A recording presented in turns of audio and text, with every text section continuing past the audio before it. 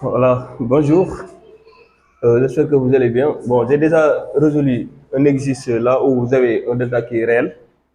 Maintenant, on va essayer de regarder le deuxième cas. Le deuxième cas. D'accord? Ici, on nous a demandé de résoudre ça. Donc, ça, c'est, on demande de résoudre dans C, bien sûr. Maintenant, ce qu'on va faire, on va calculer delta. C'est-à-dire ici, on peut dire par exemple A égale à, par exemple, 1. Parce que ici, c'est le coefficient 1, B égale à 1 aussi. Et le C aussi égale à 1, parce que c'est là.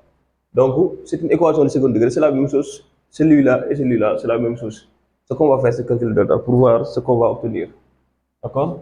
Maintenant, la formule de delta, c'est quoi? Delta, c'est égal à B au carré moins 4AC. D'accord? C'est ça. Maintenant, cela veut dire quoi? Delta égale. Delta égale à 1 au carré moins 4 fois 1 fois. Voilà. 4 fois 1 fois 1. D'accord? On va obtenir delta égale à 1 moins 4 qui est égal à moins 3. Donc, vous voyez que ça, c'est inférieur à 0. Mais qu'est-ce que vous connaissez? C'est-à-dire, en seconde ou bien en première, quand vous calculez, vous tombez sur un delta qui est négatif, on dit que cette équation-là n'a pas de solution, bien sûr, mais c'était dans R, pas dans C. Ici, dans C, donc on a solution. Donc, ici, dans ce cas-là, on va poser par exemple sigma qui est égal à tout simplement I module de, module de, module de delta. D'accord?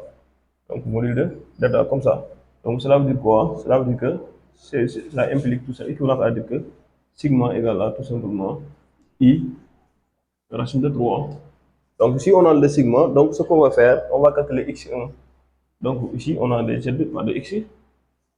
Donc, z1 égale à moins b moins racine de moins sigma, d'accord, sur 2a. Donc, z2 égale à moins b plus racine de plus de sigma, donc sur 2a. D'accord? Ici, on connaît, donc cela veut dire quoi? Z1 égale à moins B, donc ici, donc cela veut dire que c'est moins 1, moins sigma. Sigma, c'est quoi? C'est I racine de 3, d'accord, sur 2A. A égale à 1, donc cela veut dire que sur 2. Donc, tout ça, c'est égal. Par exemple, si on a c'est-à-dire si on distribue, on va obtenir moins 1 demi, moins racine de 3 sur 2i. On calcule Z2 égale à moins B, c'est-à-dire moins 1, plus racine de delta, c'est-à-dire plus sigma du moins, racine de 3 sur 2A. Donc si on distribue, on va obtenir moins 1 demi plus racine de 3 sur 2i. Maintenant, on va donner la solution S, l'ensemble des solutions. Ce n'est rien d'autre que moins 1 demi, moins moins racine de 3 sur 2i, après moins 1 demi, plus racine de 3 sur 2i.